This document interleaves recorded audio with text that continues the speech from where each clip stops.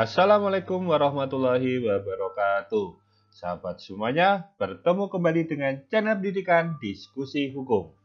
Di video kali ini kita akan membahas tema tentang terdakwa menolak hadir di sidang pengadilan.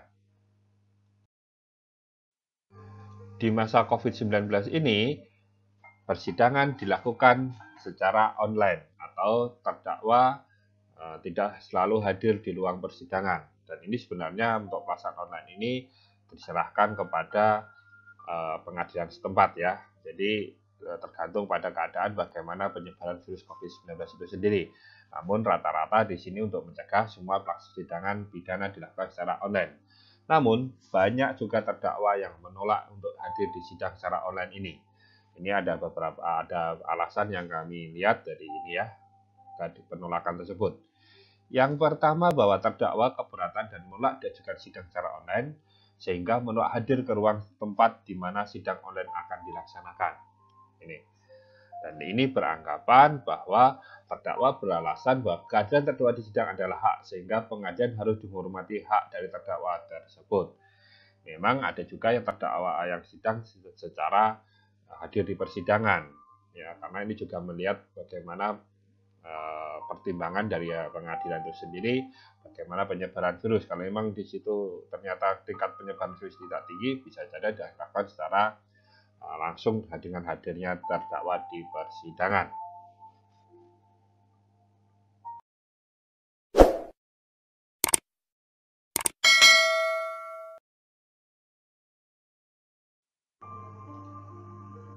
Kehadiran terdakwa dalam persidangan ini adalah dua. Yang pertama yaitu persidangan in absentia. Ini persidangan yang tidak dihadiri oleh terdakwa sejak dari awal, dan ini untuk beberapa perkara yang diatur dalam undang-undang. Contohnya perkara korupsi. Jadi ketika dilakukan persidangan in absentia, jelas terdakwa dari awal persidangan tidak pernah hadir. Ya, di situ atau mungkin biasanya ini terdakwa sudah memang melarikan diri atau sudah dicari tidak ketemu. Yang kedua, bahwa persidangan yang dilakukan dengan hadirnya terdakwa. Karena apabila terdakwa tidak hadir di persidangan atau di sidang, maka persidangan tidak dilakukan dan penuntutan dinyatakan tidak dapat diterima. Jika pada sidang yang ditentukan terdakwa bisa dihadirkan oleh penuntut umum, maka penuntutan yang dilakukan penuntut umum dianggap tidak lengkap sehingga berkas dinyatakan tidak dapat diterima.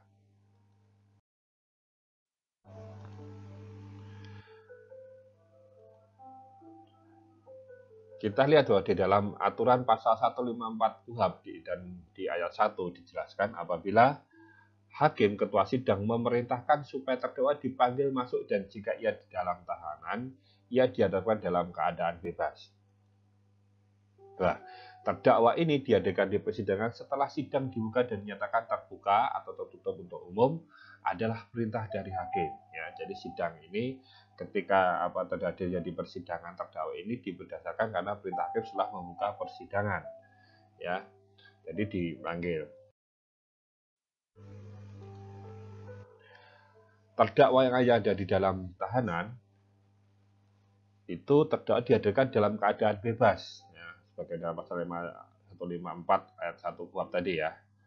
Nah, terdakwa tidak boleh dalam keadaan terikat, diborgol atau semacamnya yang membuat terdakwa tidak bebas. Terdakwa dalam tahanan ini juga ditujukan untuk mempermudah menghadirkan terdakwa pada saat persidangan. Maksudnya bahwa terdakwa di dalam tahanan rutan, maksudnya begitu ya. Jadi ini untuk memudahkan untuk bagaimana menghadirkan terdakwa pada saat persidangan, sehingga tidak harus dicari atau dipanggil. Untuk terdakwa yang tidak dilakukan penahanan, yaitu diatur dalam pasal 154 ayat 2 dan 3 dan 4 dan 6 ya. Di sini KUHP. Nah, terdakwa dihadirkan setelah dilakukan pemanggilan secara sah.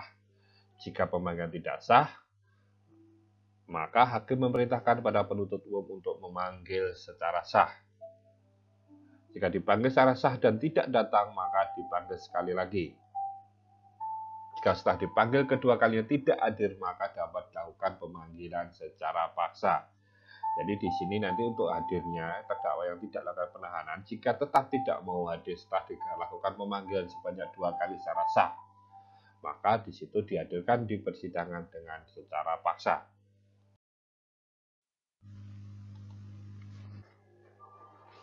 Makna dari kehadiran terdakwa dalam persidangan. Kehadiran terdakwa di persidangan adalah suatu perintah dari ketentuan perundang-undangan, yaitu sebenarnya pasal 196 ayat 1 KUHP, bahwa pengadilan memutus perkara dengan hadirnya terdakwa kecuali dalam hal undang-undang ini menentukan lain. Kehadiran terdakwa adalah sebagai syarat untuk dilaksanakan peradilan, sehingga ketika terdakwa tidak hadir di sidang, maka sidang tidak dapat dilanjutkan.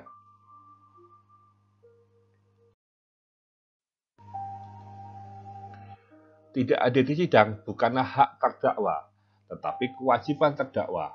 Karena prinsipnya pengadilan memutus dengan hadirnya terdakwa sebagaimana amanat dari KUHP, ya, pada pasal 196 tadi ya.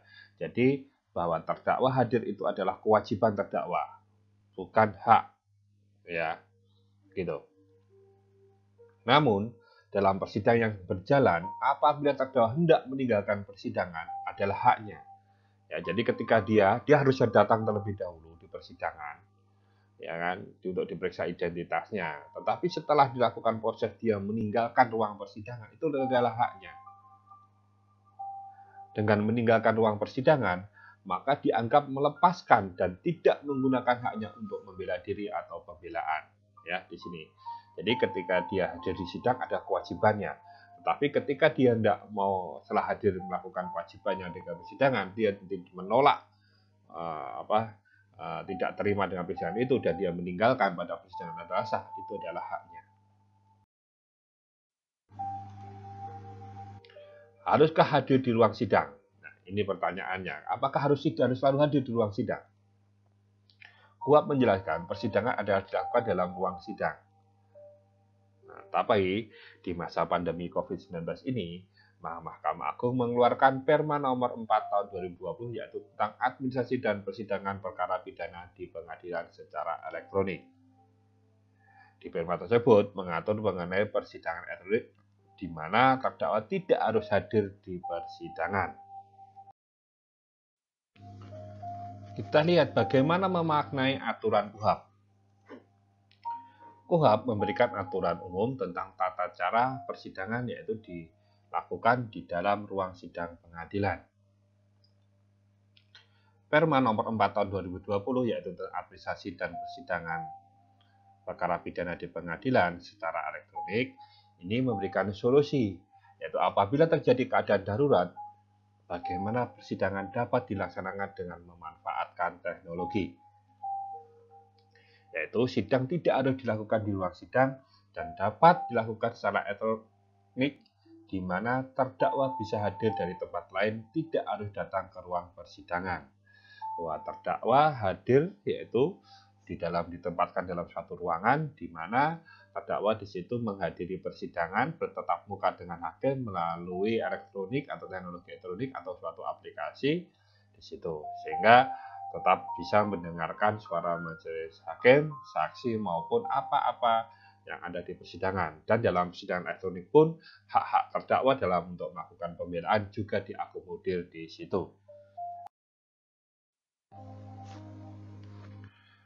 Kami berpendapat kedudukan Perma 4 tahun 2020 ini tidak bertentangan dengan KUHP.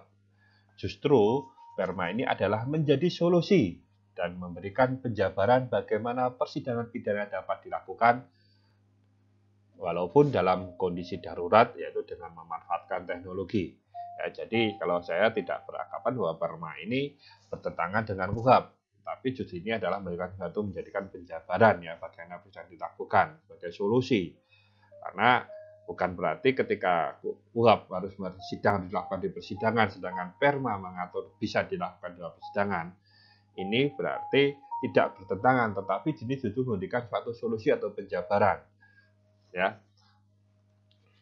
Namun demikian, mungkin kami juga ada perbedaan pendapat dalam menyikapi permasalahan ini, dan kami juga berharap bisa disampaikan di di kolom komentar, sehingga kita bisa berdiskusi bahwa bagaimana menyikapi dengan adanya kedudukan Perma itu sendiri dengan dihubungkan dengan KUHP.